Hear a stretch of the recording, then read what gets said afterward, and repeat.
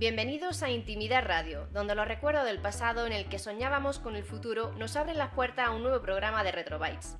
Vamos a recordar esas máquinas que nos hicieron soñar con el futuro y que han sido el origen de la tecnología que hoy en día vivimos.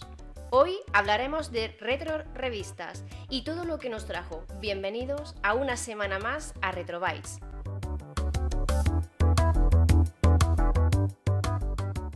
Soy Maite Ruiz y hoy tenemos con nosotros a José Márquez, presidente de la asociación Retrobytes. Bienvenidos al Retrofuturo. Fran Herrera, coleccionista de Spectrum y de todo lo ochentero. Buenas, chicos. Y como no, y esta vez y un poco más calladito a los mandos Victorio Pareja. Sí, estoy aquí a los mandos, no voy a salir tan a menudo, pero estaré controlando. Bueno, José, Fran, ¿podéis ponernos en antecedentes sobre esas primeras publicaciones en España? Pues bueno, os puedo hablar de que las primeras datan del año 82-83. Concretamente, estas revistas empezaban sus publicaciones en blanco y negro, a excepción de alguna publicidad en color, algún redótulo. Y bueno, estas revistas al principio eran genéricas. Os puedo hablar de que las primeras, las más conocidas en este caso, eran Ordenador Popular, que salió en marzo del 83. Y el Ordenador Personal, que fue en este caso la Decana, que salió en febrero del 82. Todas estas revistas, antes del boom de los ordenadores, pues como he dicho antes, eran genéricas, hablaban de gran cantidad de ordenadores que había en ese momento, algunos quizás más desconocidos como Dragon 32, Orit Atmos o Enterprise, y ya a raíz de ahí pues empezaron todas las demás revistas dedicadas a los sistemas que había en el momento. Sí, quería poner en situación a los oyentes en la época, ¿no? Para los que no recuerden bien o no vivieran esa época, bueno, Internet no ha existido siempre, ¿no? Antes, ¿cómo se conseguía antes de Internet la información sobre cualquier cosa? Pues no existía. No existía una forma fácil de comunicación, aparte en televisión tampoco se hablaba de temas muy específicos. Y bueno, pues la forma pues era yendo al kiosco a comprarte una revista especializada. Al principio, pues como comenta Frank, eran más genéricas y poco a poco se fueron especializando cada una en uno de los ordenadores pues que más éxito iba a tener, ¿vale? En este caso, las publicaciones españolas inician en el año 82 y ya a raíz de esas dos publicaciones que comentaba, pues empiezan a salir otras revistas dedicadas también de manera genérica. A lo mejor conoceréis vosotros alguna, como Commodore World, otra de las grandes publicaciones que evolucionaría a Amiga World, de las más duraderas en este caso, Amstrad User, todo Spectrum, que fue famosa por tener en portada los gráficos del Spectrum. Sí, fue realmente rompía un poco con la dinámica de otras revistas que, bueno, pues empezaron siendo dibujadas por dibujantes más o menos que se harían famosos con el tiempo, pero esta realmente era curioso porque se dedicaban tiempo y mostraba las capacidades gráficas del ordenador en sí y servía de modo de portada. Y como bien decías, pues estas publicaciones eran artesanales. Era la época no había Photoshop, entonces lo que eran los artistas cobraban protagonismo, como bien hacían después en las mismas carátulas de videojuegos. Sí, bueno, de hecho, tanto Fran como yo somos admiradores de Aspiri, que fue un gran dibujante. Aunque bueno, Aspiri hacía más bien portadas de juegos, más que en sí de revistas. De revistas, por ejemplo, Ponce, ¿no? Fue uno de los dibujantes así más reconocidos. Bueno, antes de que se nos pase, quería hablar, cuando se empezó a salir esta revista, bueno, una de las que salió fue Mi Computer, que por cierto era curioso porque era una mezcla de español e inglés, porque Mi estaba escrito tal como se escribe en español y Computer en inglés. Y fue una de las... No, la primera no, pero sí fue una de las primeras que salió en enero del 84 y era curiosa porque, bueno, cuando juntabas una serie de números, la ibas comprando todas las semanas y le podías encuadernar, con lo cual, pues casi todos los que la coleccionamos, pues tenemos tomos en vez de la revista en sí sola, ¿no? Y fue la única, que al menos de las que yo he coleccionado y de las que he investigado, la única que te enseñaba cómo era un ordenador por dentro. Sí, posiblemente esa publicación pues la gente la conocería ya en modo tomo, enciclopedia, pero ese dato que comentas, pues claro, la gente no lo sabía. Entonces, claro, eran del tema de las revistas genéricas. Sí.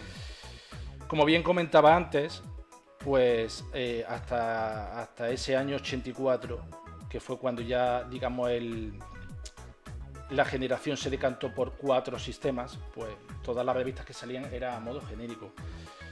Sí, claro, no sabían, en realidad no sabían a cuál atener, sino ya cuando vieron que realmente pues había 4 sistemas que eran los que más se vendían, pues ya se centraron, ¿verdad? Sí, sí. Puedo hablar, por ejemplo, de fechas. En este caso, pues, como bien decía, ese año 83-84, pues ya se van decantando el sector por sistemas concretos. En este caso, en diciembre del 83 sale la primera revista dedicada, que en este caso sería la revista ZX, dedicada en exclusiva a los ordenadores de la marca Sinclair, ¿vale? Sería de la misma editorial que Ordenador Popular y algunas de la época, y de igual forma pues sería en blanco y negro, como comenté antes, con alguna publicidad o algún detalle concreto en color, ¿de acuerdo? No sería hasta noviembre del 84 cuando saldría Micro Hobby, que sería una de las primeras publicaciones a todo color, también dedicada al Spectrum. Y que por cierto, el número 1 hoy en día está bastante valorado, ¿no? Porque poca gente lo conserva. Tenemos aquí uno en la mesa que lo estamos observando y realmente poca gente lo conserva con su portada y todo, ¿no? Pues sí. Y en este caso, si recordáis algunos de los oyentes, pues esta revista se dedicaba no solo a tratar los análisis de juegos, sino a temas didácticos, temas prácticos, que ahora entraremos en detalle. Y ahí es cuando ya entraría pues la famosa editorial Hobby Press.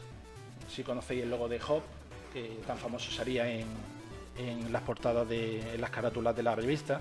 Y en Micro Hobby quería comentar que fue la primera revista en la que se introdujeron que la gente podía enviar sus listados de juegos, que ellos creaban en su casa y los podían enviar y te los publicaban, o no fue la primera. Realmente yo creo que no fue la primera. Ya en la revista ZX yo creo que también de hecho muchas de las revistas se nutrían en esa época de lo que los propios participantes o lectores pues aportaban, sus listados, sus programas, sus juegos. Eso era bastante interesante, ¿no? Porque en otros ámbitos, en otras revistas realmente no había una participación por parte de los lectores, ¿no? Pero aquí realmente la revista pues muchas veces, incluso algunas ponían como cursos de programación en fascículos, ¿no? De alguna forma pues los que no sabían programar, los lectores que no sabían programar aprendían, y al mismo tiempo pues había un feedback, había una retroalimentación, con lo cual enviaban otra vez sus programas, ¿no? Y había muchos chavales, como por ejemplo un servidor que pillaba a su ejamigo de toda la vida y nos liábamos ahí a teclear unos listados un poco incomprensibles para quien no sabía programar, y entre los dos pues a lo mejor tardamos, no sé, un día entero en teclearlo, pero al final pues teníamos un juego, a lo mejor, ¿no? que había enviado un lector, y oye, teníamos un juego de forma gratuita, ¿no?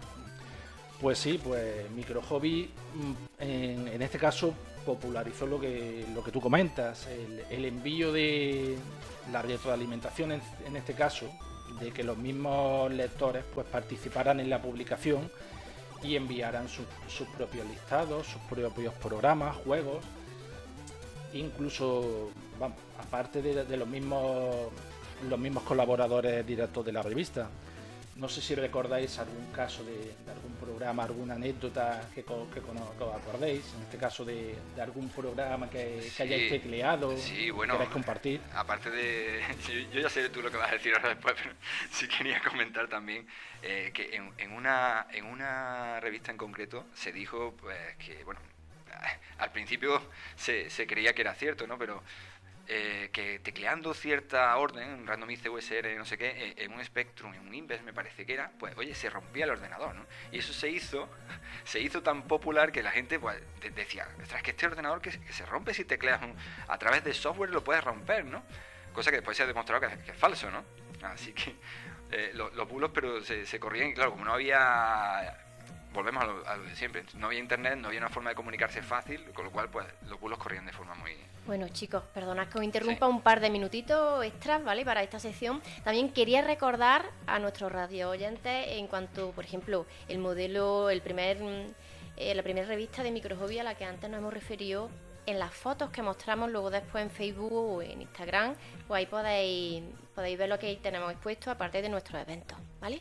Bueno, pues continúo diciendo también, para hacer un breve análisis de esa primera época, aparte de la Microhobby, pues posteriormente saldría también de la misma editorial de Hobby Press en mayo del 85, la que a la postre sería la revista referencia de la época y generalista de todos los sistemas de movimiento. Sería Micromanía, que esta también sería a todo color y durante muchos años pues sería la referencia del sector.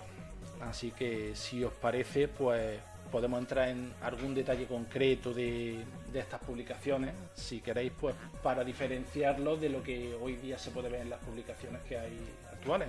Vale, pues bueno, interesante, sí señor, pero antes de continuar hacemos una pausa publicitaria y volvemos enseguida aquí en Intimidad Radio en el 106.4 de la FM, o si bien nos estáis escuchando desde www.intimidadradio.com. Microhobby semanal, la revista joven para iniciarte y conocer a fondo tu Spectrum. Microhobby semanal para meterte en tu micro y sacarle secretos, para meterle aplicaciones y sacarle soluciones, para meterle tus dudas y sacarle jugo. Microhobby semanal, para ponerte al día cada semana. Este chico es un maniático. Y este. Y esta chica. Y todos estos. Cada día hay más maniáticos de Micromanía. La revista de videojuegos para ordenador. Ahora mucho más grande y con nuevas secciones. Pero tan práctica y divertida como siempre. Por 175 pesetas. Nueva Micromanía. ¡Solo para maniáticos! Hazte con ella. Bueno, pues ya hemos puesto los anuncios, sigo aquí. ¿Qué os parece ese anuncio de la Microhobby y sobre todo de la Micromanía Época 2, que para mí es la mejor revista, la de la Época 2, la mejor revista que se ha hecho? Sí, pues mira que realmente los que coleccionamos revistas, yo creo que poca gente en su momento escucharíamos el anuncio en la radio. La verdad me ha sorprendido que hayas encontrado este audio, ¿no? Es realmente interesante. Y hablando de la Micromanía, ya en la segunda época cambió de formato, ¿no, Fran? Pues sí, lo tenía pendiente para después, pero de hecho fue la revista más llamativa en los kioscos. Como voy a entrar ahora en detalle, pues si veis las portadas, que era lo que más destacaba en esta época, pues claro, a diferencia de lo que hoy día que todo se hace mediante ordenador, pues como ya mencioné antes, eran formatos artesanales y en este caso, pues si queréis hacemos un poco de debate acerca de la diferencia entre lo que había antes y lo que había ahora. Por ejemplo, el tema de lo que se vende ahora en lo tan llamado, como ahora se suele decir, el hype, que en este caso, pues en las publicaciones de la época, podéis ver que las portadas, todo lo que se publicaba en portada, pues era lo que realmente se debatía en ese mes que podías encontrar en la revista. Sí, para quien no sepa lo que es hype, es, digamos, crear expectativas sin realmente todavía ver un producto definitivo.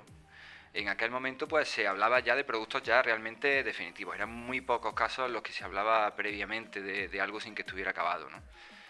Y bueno, tenemos que comentar de Micromanía que en la segunda época hubo un cambio realmente que a primera vista ya se notaba, ¿no? El tamaño.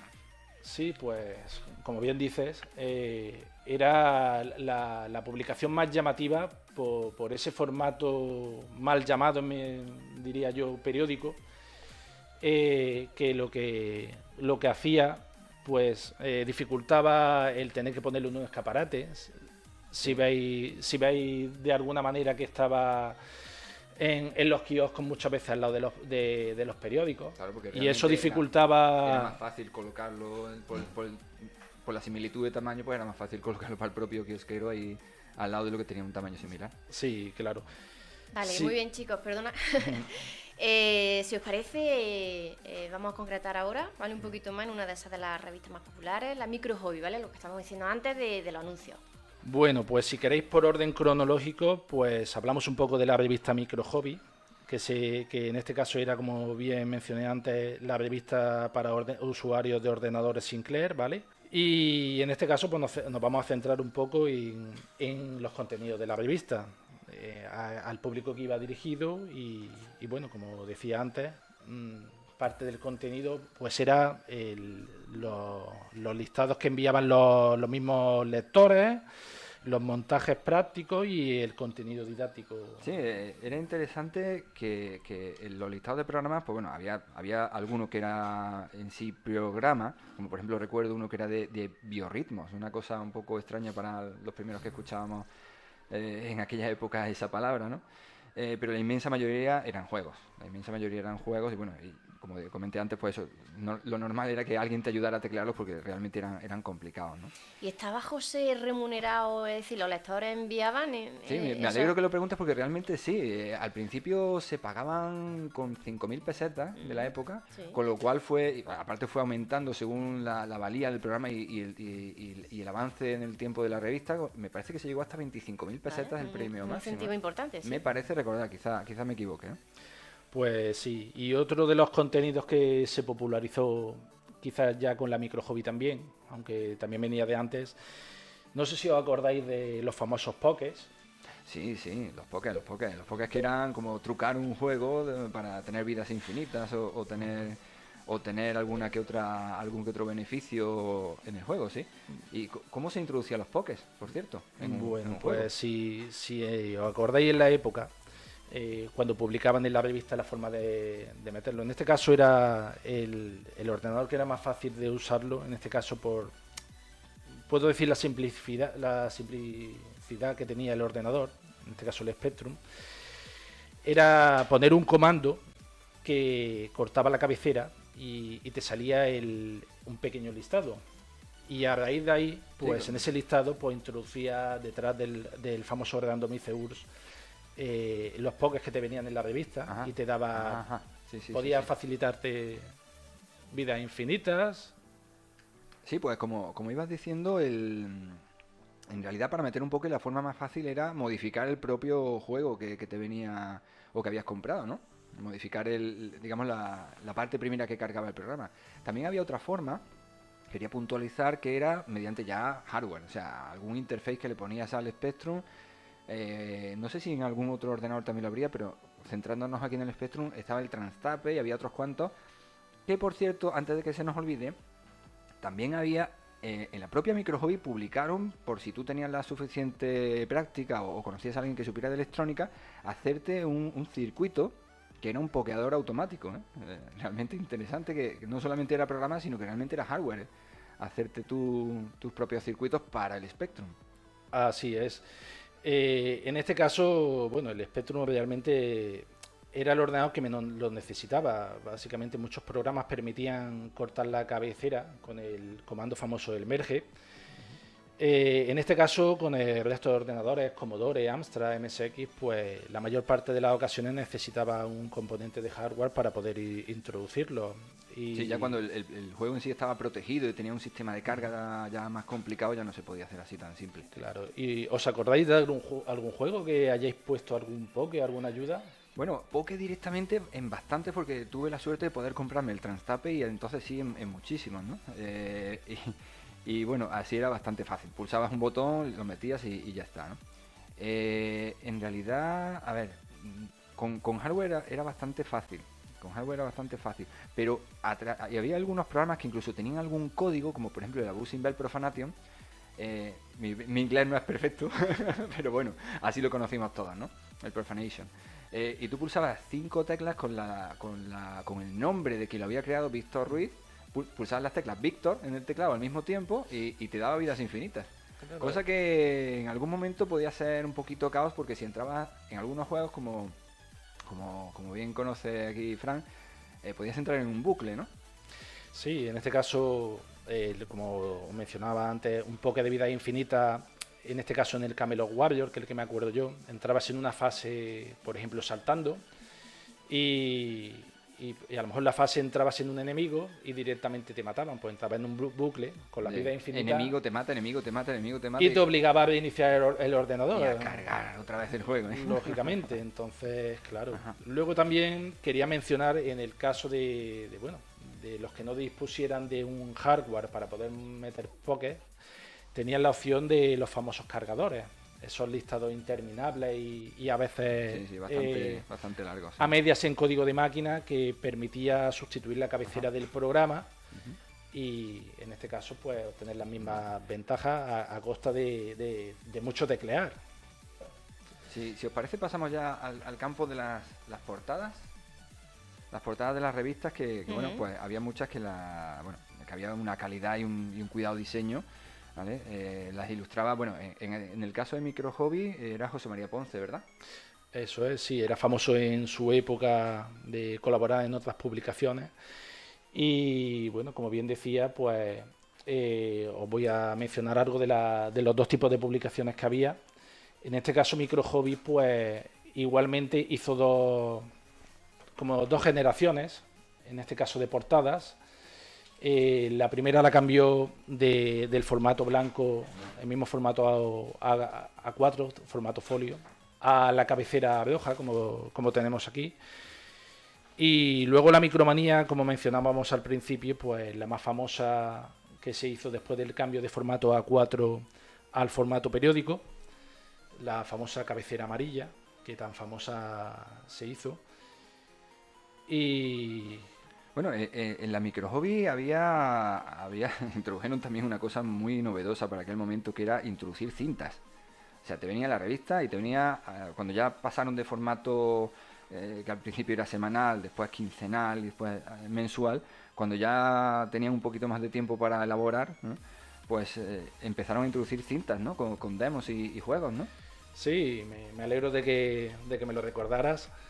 En este caso, pues fue una de las, podría decir también pionera en la incorporación de añadidos a la revista, en este caso cintas, que como tú bien dices, añadían lo que son los programas tecleados de los mismos lectores, incluso los demos que los popularizaron y en alguna ocasión juegos. Y como bien decías, pues esta era la generación ya del paso de la revista semanal y quincenal a mensual. No sé si recordaréis, en este caso, la Micro Hobby, que venía la revista aparte y la carátula de la revista que se podía recortar. No sé si os acordabais. Pues no recordaba eso. Lo que sí recordaba era un póster que vino inmenso dentro de la Micro Hobby del Outrun, que lo tengo todavía colgado allí en la habitación. Vale, chicos, algunos datos para terminar y bueno, no os preocupéis porque vamos a tener muchos más programas sobre este tema. Bueno, pues a mí me gustaría añadir, en este caso de la Micro Hobby, una cosa curiosa de la época. El cierre de la revista, no sé si os acordaréis me gustaría hacerlo reflejar en comparación con las publicaciones de hoy día, aquella famosa portada de Lemmings, si no me equivoco, en el año 92. El cierre de la revista pues se produjo no por la falta de lectores, sino por la falta de programas que en esa época salían, muy a pesar de los propios compradores, ¿no? Claro, ya era la época de decadencia del Spectrum, ya claro, tampoco hay mucho sobre lo que hablar. Y claro, sin embargo, la revista, como mencionaba en su momento en la carta de despedida del mismo director de la misma, pues se seguía vendiendo. Una cosa muy curiosa. Muy bien, pasamos ahora a hablar de Micromanía. Vale, pues si queréis, pues algún detalle que podamos mencionar de la revista. Por ejemplo, como mencionábamos antes, el tema del hype. En este caso... Sí, claro, que antes se hablaba mucho sobre lo que realmente había, ¿no? Hoy en día pues se habla bastante sobre lo que va a haber y que en algunas ocasiones pues bueno, se ha llegado a cancelar juegos y demás. Sí, pero es como os decía antes, era muy curioso porque en este caso veis las publicaciones actuales y lo importante que en este caso eran los juegos. Tenías que pasar bastantes páginas, incluso al final de la revista, para llegar a la parte importante de lo que era la revista. Aquí, sin embargo, en la misma Micromanía pasabas la primera página y uno de los primeros análisis que se hacían, de lo más importante del mes, ya lo tenías en las primeras páginas, no tenías que esperar a pasar páginas y páginas con contenido de informaciones que muchas veces, pues como bien decías, no era relevante. Sí. En Micromanía también se empezó hablando de ordenadores de 8 bits, pero digamos dinámicamente se adaptó al tiempo de los 16 bits, sin mayor problema, ¿no?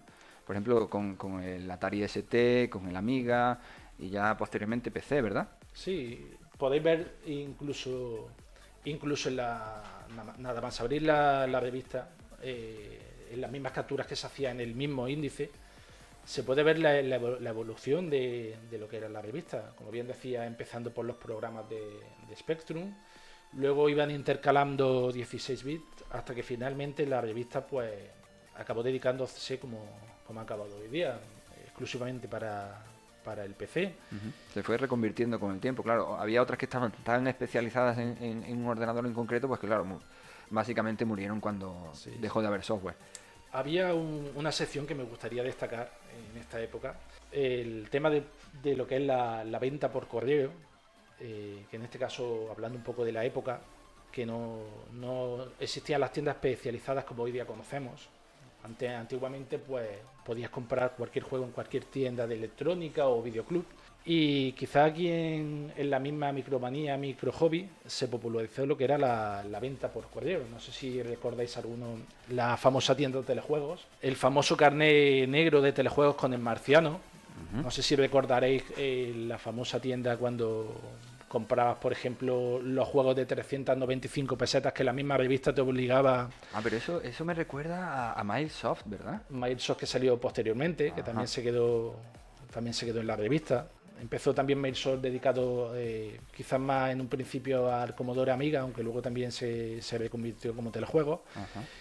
Y como os decía, pues en este caso, pues la gente recordará el famoso carnet negro, las compras que se hacían de amiguetes para que salieran los gastos de envío más baratos. Sí. Oye, ¿y no te daba miedo al comprar por correo? ¿De que no te enviaran realmente lo que habías pedido? No, pues en este caso, en esa época, pues no pensaban en eso. Realmente eran bastante formales, la verdad. Y bueno, si queréis que mencionemos alguna sección más que recordéis o alguna anécdota de esa época. Venga, bueno, un minutito extra, chicos. No nos queda ya tiempo. Muy rápido.